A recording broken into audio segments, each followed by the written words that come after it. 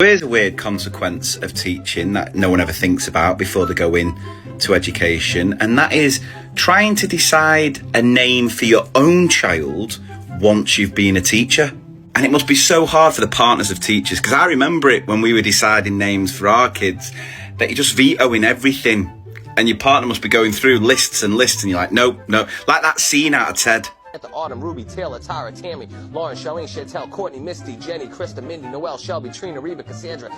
And I bet these partners who have got names that they've had for years cannot wait to have a child, because this name has meant so much. Suggest it to their teacher partner and they're like, there's no way in a million years. Because every time I say that name, it reminds me of the child who made my life a living hell for a year. And I was reminded of this because I was talking to a teacher friend who's going to be having a baby, and we were laughing about how impossible it is to choose a name because everything that gets suggested reminds you of a child you've taught.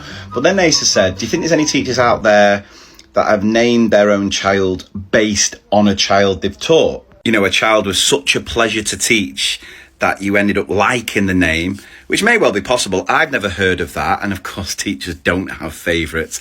It tends to be the opposite end of the scale, doesn't it? Here's a list of names that are going on the no list because the children I've taught with these names have been the spawn of Satan. And therefore, we're not going to say these names ever again to hopefully not trigger my PTSD.